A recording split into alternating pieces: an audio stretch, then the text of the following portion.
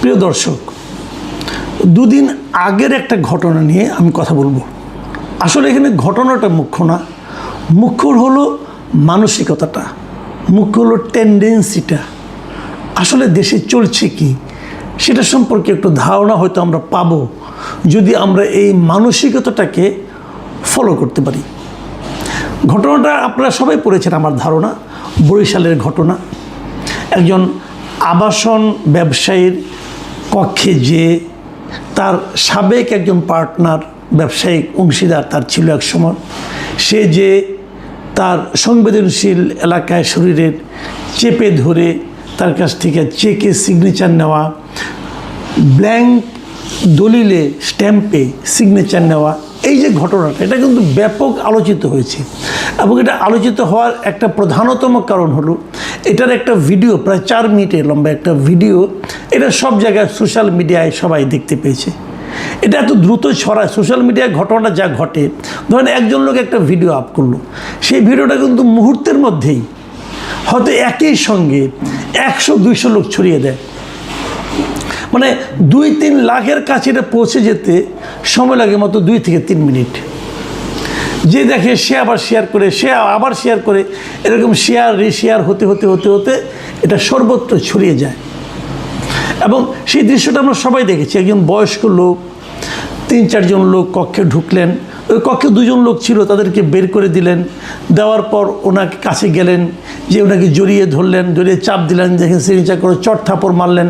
এক পর্যায়ে ওনার সংবেদনশীল এলাকা অঙ্গে চেপে ধরলেন, যেখানে চাপ দিলে মানুষের, পুরুষ মানুষের অন্ততপক্ষে মানে জীবন বেরিয়ে যাওয়ার মতো অবস্থা হয়।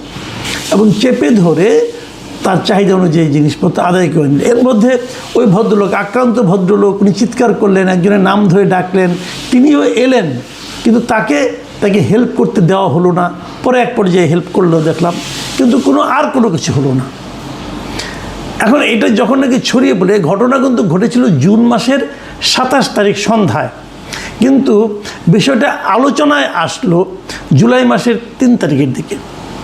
এর আগ পর্যন্ত লোকে এটা জানতো না, ব্যাপারটা মানে একদিন গোপন ছিল। যখন এটা নাকি আপনার ভিডিওটা বাইরে চলে আসলো, ঠিক তখনই আমরা দেখলাম যে এটা নিয়ে আলোচনা হলো, এবং ব্যাপক আলোচনা। এবং আলোচনা মানে এর মধ্যে রবিবার দিন যে লোকটাই কাজটা করেছিল, যে ভদ্রলোক, তার নাম মুস্তাফিজুর রহমান লিটু, সে যে খুব বড় একজন নেতা বর্তমান সরকারি দলে তাও না, বাট সে যুবদলের সঙ্গে তার একটা সম্পর্ক আছে। তো সেভাবেই প্রভাব বিস্তার করে সেই কাজটা করলো। এবং সে যে প্রভাবশালী, তার সবচেয়ে বড় প্রমাণ হলো এই স্ট্যাম্পে সিগনেচার, চেকে সিগনেচার, একটা 70 লাখ টাকার চেক, একটা ব্ল্যাঙ্ক চেক, এই সিগনেচারগুলো করার পর এই মুস্তাফিজুর রহমান লিটু কিন্তু আব্দুল আজিজকে ধরে বেঁধে নিয়ে থানায়ও গিয়েছিল। থানায় গিয়েছিল কেন? থানায় গিয়েছিল একটা সালিশি করার জন্য। কিন্তু থানায় যে সুবিধা হয়নি, পুলিশ তাদেরকে বলেছেন যে এই ব্যাপারে তো লিখিত অভিযোগ লাগবে, লিখিত অভিযোগ ছাড়া তো আর সালিশ করা যাবে না। তো লিখিত অভিযোগ নিয়ে পরে লিটু সাহেব আসেননি এই কারণে, যদ্দূর আমি বুঝতে পারি, কারণ ততদিনে যে আপনার ভিডিওটা যেহেতু ভাইরাল হয়ে গেছে, তখন উনিও বুঝেছেন যে কাজটা উনি ঠিক করেননি। যে ভিডিওটা ভাইরাল হলো কীভাবে, যদ্দূর আমি বুঝি যে ওখানে সিসি ক্যামেরা ছিল, এবং সিসি ক্যামেরার মাধ্যমে ভিডিওটা ভাইরাল হয়েছে।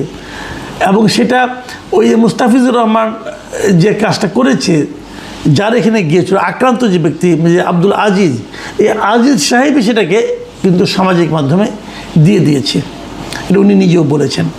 তো এখন এখানে দুটো ঘটনা কিন্তু আমি বলছি। দেখেন, আজিজ সাহেবের কাছ থেকে কিন্তু মুস্তাফিজুর রহমান সাহেব একটা ব্ল্যাঙ্ক চেকে সিগনেচার নিয়েছেন, 70 লাখ টাকার একটা চেকে সিগনেচার নিয়েছেন, এবং একটা দলিলে সাদা পাতায় সিগনেচার নিয়েছেন।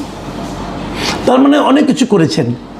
কিন্তু তারপরও উনি তাকে নিয়ে থানায় গেলেন কেন? এই জায়গাটার থেকে আপনি কিন্তু আস্তে আস্তে আলোচনায় আসতে পারবেন। এবং উনি এই ধরনের কাজ যিনি করেন, তিনি থানায় যাওয়ার সাহস পান কিভাবে? এই জায়গাটাতেই আমাদের মূল আলোচনা। সে পান হলে এভাবে, এটা হলো সরকারি দল বলে পারেন। ভাবুন তো, 2024-এর অগাস্টের আগে এই লিটু সাহেব, উনি কি পারতেন আজিজ সাহেবকে এইভাবে কাজকর্ম করে থানায় নিয়ে যাওয়ার সাহস পেতেন না। তার মানে থানায় সবাই যাওয়ার সাহস পাচ্ছে না। থানায় কেবল সরকারি দল করে এমন লোকদের জন্যই থানাটা নিরাপদ। বাকিতে তো নিরাপদ নয় কেন? পুলিশ কি অন্যদেরকে মারে? মারে তো না। তাহলে এদের হাতে কেন থাকে? যখন আওয়ামী লীগ ক্ষমতায় ছিল 24-এর আগে, তখন যদি যুবলীগের কেউ যেত, ছাত্রলীগের কেউ যেত, স্বেচ্ছাসেবক লীগ এরা যদি কেউ যাইতো, অথবা আওয়ামী লীগ যদি কেউ যাইতো, তারা কিন্তু থানায় পর্যাপ্ত সমাদর পেত। সেই জিনিসটা সরকার পরিবর্তনের সঙ্গে সঙ্গে প্রথমে এটা আসলো বৈষম্যবিরোধী ছাত্র আন্দোলনের লিডারদের কাছে, তারা যেখানে যেত সমাদর পেত, জামাত শিবিরের লোকজন সমাদর পেত, এখন পাচ্ছে বিএনপির লোকরা অথবা বিএনপির অঙ্গ সংগঠনের লোকেরা। তো থানা তো একটা রাজনৈতিক দলের প্রতিষ্ঠান নয়, থানা তো সবার জন্য। তো সবাই সেখানে যে সমাদর পায় না কেন, অথবা পায় না অথবা পায়, কিন্তু তারা কেন ভাবতে পারে না যে আমি গেলে আমাকেও গুরুত্ব দিয়ে বিবেচনা করা হবে? তাদের মধ্যে এই ভাবনাটার ঘাটতি কেন? এর জন্য কে দায়ী? থানা দায়ী নাকি আমাদের টোটাল এনভায়রনমেন্ট দায়ী? এই জিনিসটা কিন্তু আমি মনে করি খুব গুরুত্বপূর্ণ। কারণ উনি থানায় নিয়ে, উনি এটা নিজে অপকর্ম করেছেন, করে আবার উনি থানায় নিয়ে গেলেন এবং নিয়ে গিয়ে আবার তাকে শাসালেন যে আমি এখানে যা করেছি তুমি যদি এগুলো ওখানে বলো তাহলে কিন্তু তোমার খবর আছে। এবং আজিজ সাহেব বলছেন যে আমি থানায় গেলাম, যাওয়ার পর পুলিশ বললো যে এইভাবে আমরা সালিশ করতে পারবো না, অনেক কিছু পুলিশ বলল। পুলিশের ভূমিকা ভালো ছিল, আমি যতটুকু বুঝলাম যে পুলিশের ভূমিকাটা ভালোই ছিল। তো তারপরও আজিজ সাহেব কিন্তু ওই যে তার কাছ থেকে যে ধমক পেয়েছেন, হুমকি পেয়েছেন যে এই ঘটনাগুলো তুমি থানায় যেয়ে বলতে পারবা না, এবং উনি কিন্তু এই ধমককে বিশ্বাস করেছেন। বিশ্বাস করে উনি ওখানে যে কিছু বলেননি। ওনাকে যে এভাবে জোর করে সিগনেচার নিয়েছে 2টো চেকে, ব্ল্যাঙ্ক স্ট্যাম্পে, উনি কিন্তু একটা কথাও থানায় উচ্চারণ করেননি। কেন করেননি? উনি ভেবেছেন যে এখানে উচ্চারণ করলে আমার বিপদ আরও বাড়তে পারে। দেখুন, মানে থানায় যে পুলিশের কাছে যেও মানুষ কিন্তু নিজেকে নিরাপদ অথবা মুক্ত লোক মানুষ মনে করতে পারছে না। দেখুন, আমরা সবসময় বলি, আমরা আওয়ামী লীগ আমলে বলতাম যে ভয়ের সংস্কৃতি। ভয়ের সংস্কৃতি জিনিসটা কি? ভয়ের এনভায়রনমেন্ট, ভয়ের পরিবেশ, এই জিনিসটা কি আসলে? এই যে বললাম যে পুলিশের কাছে যেও প্রকৃত ঘটনা বলার যে সাহস না পাওয়া, এটাই হলো সেই ভয়ের পরিবেশ। এখন এই ভয়ের পরিবেশটা কেন তৈরি হয়েছে? এই জিনিসটাই হলো একটা সরকারের সবচেয়ে গুরুত্বপূর্ণ বিষয়। সরকার এই জিনিসটাই দেখবেন যে কেন মানুষ ভয় পায়।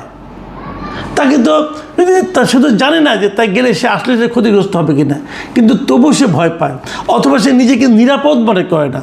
সে মনে করে আমার হয়তো বড় ধরনের ক্ষতি হতে পারে, অথবা আজকে আমাকে এটা চেপে ধরেছে, কালকে এটা গালিয়ে দিতে পারে, হতে পারে, কিন্তু অনেক রকম ভয় সে পেতে পারে। সে জানে এর কোনো বিচার হবে না। আপনার মনে আছে নিশ্চয়ই 1টা 2টা ঘটনা দিয়ে কিন্তু অনেক কিছু ঘটে যায়। আপনাদের মনে আছে নারায়ণগঞ্জের এক এমপি সাহেবের ছেলে কিছুদিন আগে পুরা ওই শিল্পাঞ্চলে চাঁদাবাজি, অবাধ চাঁদাবাজি সে করত, এবং এইরকম একজন শিল্পপতি এবং একজন বড় শিল্পপতি, তার অভিযোগের প্রেক্ষিতে তাকে ধরা হয়েছিল, কিন্তু তাকে কিন্তু আটকে রাখা যায়নি, তাকে ছেড়ে দিতে হয়েছে। মুচলেখা নেই, ছেড়ে দেওয়া মানে কি? কিছুই না করা। এই যে তাকে ছেড়ে দিতে হলো, এই জিনিসটা কিন্তু মানুষের মধ্যে ভয়ের একটা এনভায়রনমেন্ট মানুষের মনের মধ্যে তৈরি করে। মানুষ ভাবে যে ওনারা তো ক্ষমতাধর, ওনাদের তো কিছু হবে না, এবং ওনারা বেরিয়ে এসে আমার উপর আরও প্রেশার দেবে, আরও ভয় দেখাবে, আরও আমার জীবনটাকে দুর্বিষহ করে তুলবে। এই যে ভয়টা, এই ভয়টাই কিন্তু একটা সুস্থ সমাজ গড়ে তোলার ক্ষেত্রে সবচেয়ে বড় প্রতিবন্ধকতা তৈরি করে। এবং এই ভয়টা কিন্তু কেবল ব্যক্তি পর্যায়ে না, সামাজিক পর্যায়ে, এমনকি রাষ্ট্রীয় পর্যায়েও। যেমন আমি উদাহরণ দেব, অনেকে আমাকে প্রশ্ন করেছেন, আমি নিজেও প্রশ্ন করেছি যে আমাদের সরকারের কিছু কিছু কর্মকাণ্ড নিয়ে আমরা আপত্তি করেছি, এটা কেন হচ্ছে, কিভাবে হচ্ছে, আমরা বুঝতে পারি নাই। কিন্তু যেমন আমরা বুঝতে পারি নাই অন্তর্বর্তীকালীন সরকারের সময় সবচেয়ে বিতর্কিত উপদেষ্টাকে এই সরকার কেন নিয়ে পররাষ্ট্রমন্ত্রী বানালো। এর পেছনেও কি একটা ভয় কাজ করছে? ভাবুন একটা জিনিস। আবার আমরা দেখলাম দুদিন আগে 4 তারিখে যে জাতীয় সংসদের দক্ষিণ প্লাজায় যুক্তরাষ্ট্রের স্বাধীনতা দিবস পালিত হলো, এবং সেখানে ওই পররাষ্ট্রমন্ত্রীকেও দেখলাম গদগদ হয়ে যুক্তরাষ্ট্রের যে রাষ্ট্রদূত আছে আমাদের এখানে, অ্যাম্বাসেডার, তার সঙ্গে দাঁড়িয়ে দাঁড়িয়ে আলাপ করছেন। এখানেও কি ভয়ের সংস্কৃতি কাজ করছে? আমাদের সরকার কি ভীত কোনো কারণে? হতে পারে, আমরা জানি না। আজিজ সাহেব টের পেয়েছিল যে আজিজ সাহেবের সিগনেচারে দিয়েছিল, আনন্দের সঙ্গে দিয়েছিল, দেয়নি কিন্তু। 2টো চেকে, তবে 6 পাতার একটা ডকুমেন্টে, খালি ব্ল্যাঙ্ক ডকুমেন্টে, এটা কি আনন্দের সঙ্গে দিয়েছিলেন উনি সিগনেচার? আনন্দের সঙ্গে দেননি, ভয়ের কারণে দিয়েছিলেন। ওনার কিছু একটা জায়গায় চেপে ধরা হয়েছিল বলে ব্যথা সহ্য করতে না পেরে দিয়েছিলেন। তাহলে আমাদের সরকার যখন এইখানে জাতীয় সংসদের দক্ষিণ প্লাজায় বিদেশি একটা রাষ্ট্রকে ওই দেশের স্বাধীনতা দিবসের অনুষ্ঠান করতে অনুমতি দেয়, এটা কি ভালোবেসে দেয় নাকি ভয়ের কারণে দেয়? সে ভয়টা কি? কোথায় কে চেপে ধরেছিল আমরা জানি না, অথবা এই চেপে ধরার কাজে মধ্যস্থতা কে করেছিল সেটাও বলতে পারবো না। কিন্তু ঘটনাগুলো নিয়ে আমরা খুব একটা আনন্দিত নই। সরকার কি এটা বুঝেন? প্রিয় দর্শক, এখন এ পর্যন্তই।